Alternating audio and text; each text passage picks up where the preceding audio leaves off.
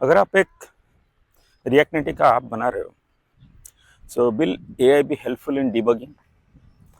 कुछ इश्यूज आए, प्रॉब्लम्स आए स्पेसिफिक पैकेज के रिलेटेड, कुछ भी, सो क्या एआई हेल्पफुल है डिबगिंग में, या कोई हमें दूसरा प्रोसेस फॉलो करना चाहिए? आज हम इस पर डिस्कशन करेंगे। हेलो भाई, नमस्कार। जो पहली बार देख रहे हैं, मेरा नाम है सुब्रत। पिछले 5+ ईयर से मैं सिर्फ मोबाइल डेवलपमेंट में ही फोकस कर रहा हूँ, मोबाइल डोमेन में हूँ। सो हम इसके रिलेटेड और इंडस्ट्री के रिलेटेड बात करते रहते हैं इस सीरीज में।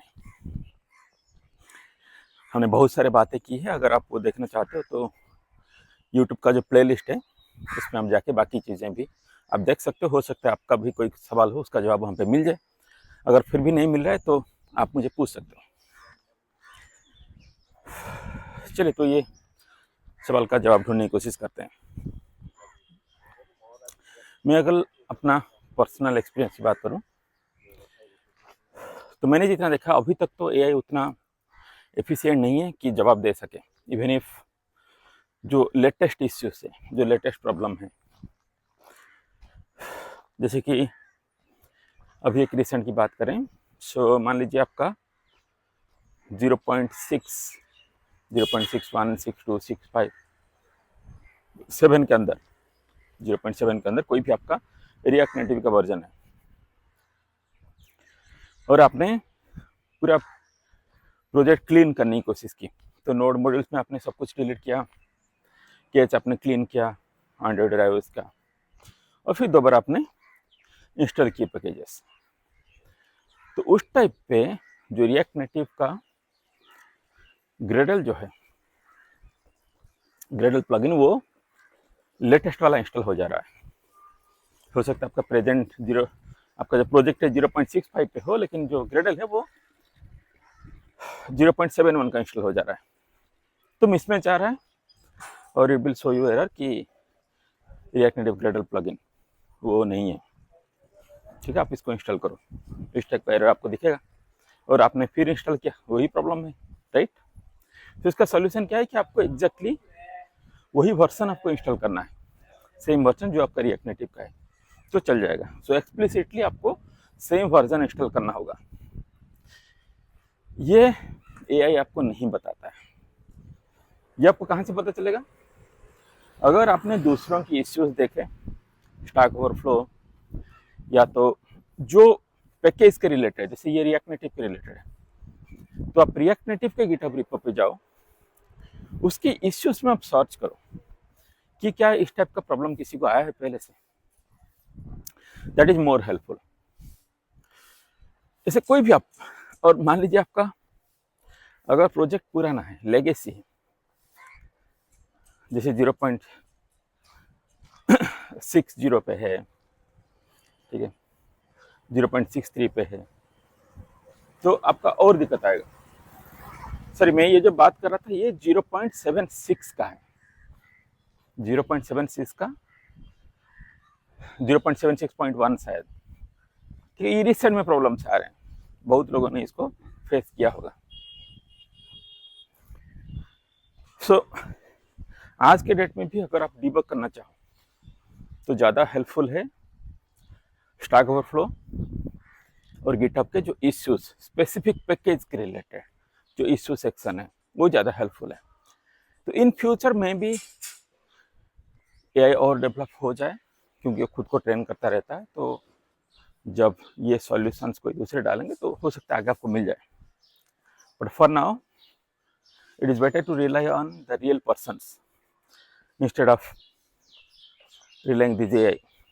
उसमें होता क्या है, देखिए, आपका अननेसेसरी टाइम कंज्यूम होगा, क्योंकि ये इधर उधर का आपका आंसर्स देगा, फॉर्मल आंसर, जैसे कि ग्रेडल नहीं है तो आप ग्रेडल की कंपेटिबिलिटी चेक करो एंड्रॉइड में, जबकि ये रिएक्ट नेटिव पैकेज में ही आपको करना है, एंड्रॉइड में कुछ करना नहीं है। सो इस टाइप का आपको सॉल्यूशंस देगा जिसमें आप बहुत टाइम लगाओगे, और एज ए फ्रेशर जनरली जब बहुत टाइम लगता है तो फ्रस्ट्रेट होना कॉमन बात है कि ये नहीं होगा, ये बेकार है, हमसे ये होता नहीं है, राइट? जबकि आपको ये समझना होगा कि ये एक डेली रूटीन का पार्ट है। चाहे कितना भी एक्सपीरियंस डेवलपर हो, सीनियर डेवलपर हो, आप डेवलपर तभी कहलाते हो जब आप डिबग कर पाते हो अच्छे से।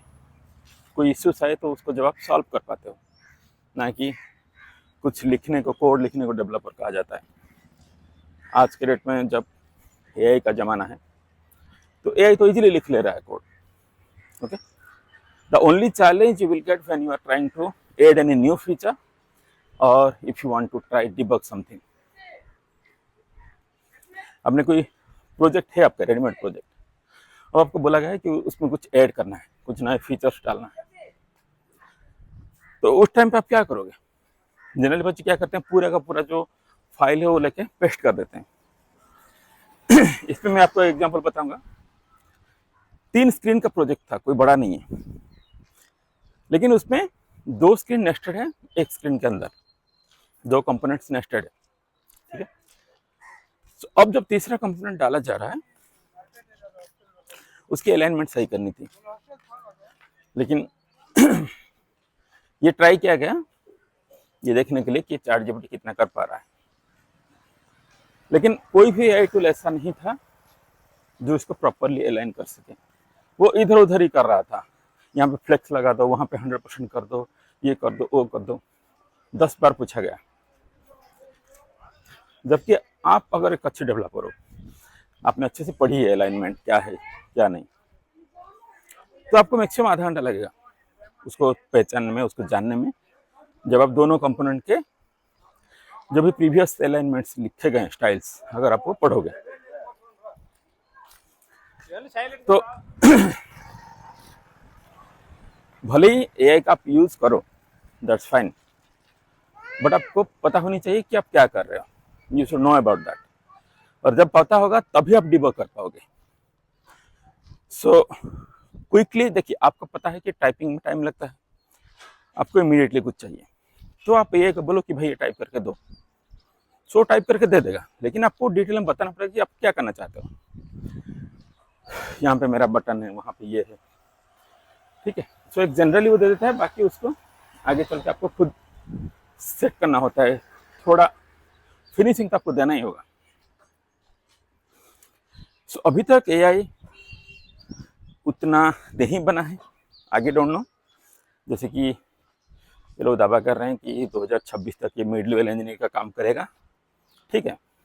तब तक आप अपने ब्रेन को एक सीनियर लेवल इंजीनियर की तरह ट्रेन कर लो, तो कोई दिक्कत नहीं है, राइट। सो ये हमने आज ये जाना कि अगर हमें डिबग करना है तो पहले हमें देखना पड़ेगा स्टैक ओवरफ्लो और स्पेसिफिक पैकेज के रिलेटेड जो गिटहब रिपो में इश्यूज बाकी लोगों ने रेज किया है, उन दोनों से सॉल्यूशन मिल जाता है तो ठीक है, नहीं मिलता है तो आप थोड़ा बहुत एआई का आप इस्तेमाल कर लो, लेकिन मिल जाएगा 99% केसेस में वहीं से आपको सॉल्यूशन मिल जाएगा। सो ये आज का समरी था। आपको भी कुछ अगर जानना है, कुछ सवालों के जवाब चाहिए, तो आप मुझे पूछ सकते हो, हम बात करेंगे उसके ऊपर, डिस्कशन करेंगे। अगर मैं नहीं जानता तो किसी दूसरे को पूछेंगे। Thank you, bye bye, have a good day.